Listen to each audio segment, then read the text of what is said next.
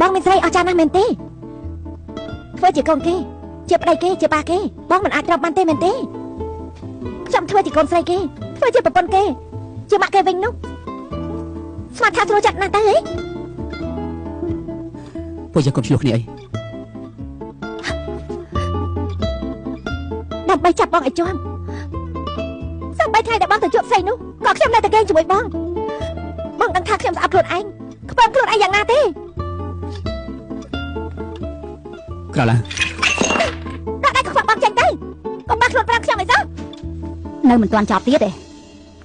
ពីមុនយើងយល់ថាពួកឯងរស់នៅជាមួយគ្នាយូរហើយទើបយើងទ្រាំពេលនេះយើងទ្រាំលែងបានហើយចុះសម្រាប់ទៅមកដេកលក់ដែរហ៎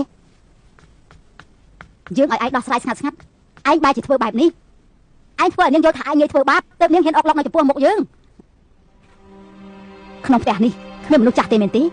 មានតែឯងនៅម្នាក់ឯងពាក្យចាស់ថាពុយពងគ្រួសារមិនអាចលាក់បាំងឯងនៅតែមិនចោលចរិតមិនគិតពីកិត្តិយសគ្រួសារឯងប្រកែកណាស់ពីមុនខំប្រឹងលាក់បានយ៉ាងល្អមនុស្សប្រុសមានស្រីក្រៅពិបាកជាផុតណាស់ឯងបង្ករឿងធ្វើអី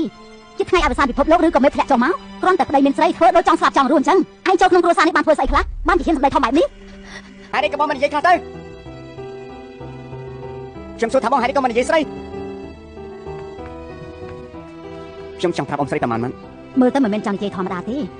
យើងយល់ថាឯងចង់វាយយើងទៀតចង់ជាគ្មានការអប់រំគាត់ក្រោកតាំងពីម៉ោង5ត្រៀមមហាពេលព្រឹករៀបចំគ្រប់បែបយ៉ាងបោះជូតសម្អាតផ្ទះហើយត្រូវមើលថែអ៊ំស្រីបម្រើអ៊ំស្រីសពបែបយ៉ាងមួយថ្ងៃរវល់រហូតមិនដែលកំណត់ទេទោះបីជាយប់ជើយ៉ាងណាក៏គាត់រៀបចំបាយទឹកទៅឲ្យបងថ្ងៃរហូតដល់ម៉ោង12យប់នៅតែមិនបានសម្រាប់បែបនេះហើយនៅទុកថាមិនបានធ្វើអីទេមែនទេអ៊ំស្រីប្រើគាត់រហូតដល់24ម៉ោងហើយនៅរੂដាក់គាត់ទៀតបែបនេះហើយនៅថាមិនបានធ្វើទៀតមែនទេ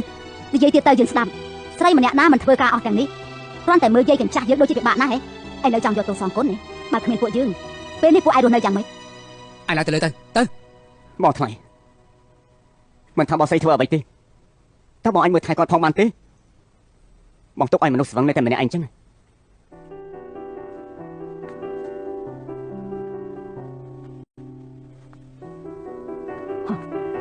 ពួកឯងកំពុងថតកុនមែនទេឬមួយជាគូស្នេហ៍នឹងគ្នាមើលរូបរាងវាចោះចាញ់មុខចាញ់មាត់ណាយើងត្រូវតែឆែកមើលសៀវភៅគ្រួសារពួកគេតើមានតំណែងស្អីបើត្រឹមតែជាបងប្អូនស្អីក៏សម្បានដៃខ្លះម្លេះម៉ា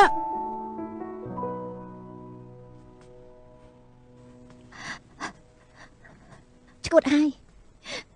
បាត់ជាឈួតមែនហើយស្អីក៏មិនចាំបាច់គិតដែរបងគេងទៅ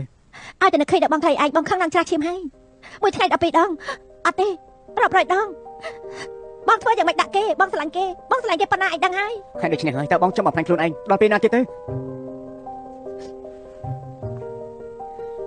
សមមនុស្សម្នាក់ខ្ញុំក៏ធ្លាប់មានបទពិសោធន៍កាលពីនៅតូចដែរប៉ុន្តែមានមនុស្សម្នាក់នៅពីក្រោយចាំទាញខ្ញុំត្រឡប់មកវិញទើបខ្ញុំមិនបន្តទៀតឲ្យត្រឹមតែចងចាំបានថាស្អប់ប៉ុណ្ណាគឺតែប៉ុណ្្នឹងពួកយើងត្រូវតែរស់នៅឲ្យបានល្អជាងម៉ាក់ប៉ារបស់ពួកយើងរហូតដល់ពេលនេះបងព្យាយាមអត់ធ្មត់គ្រប់យ៉ាងដើម្បីការរស់នៅតែបងព្យាយាមបានប្រយោជន៍អីទោះបងធ្វើល្អប៉ុណ្ណាក៏គ្មានប្រយោជន៍ដែរមនុស្សដែលបងស្រីស្រឡាញ់ជាងគេបងចោលក្នុងធុងសម្រាមហើយបងមិនចង់ព្យាយាមទៀតទេដោយសារតែបងស្រីធ្វើបានល្អទើបពេលនេះខ្ញុំហ៊ានតមកទៅបងធ្វើល្អពេកហើយដឹងទេ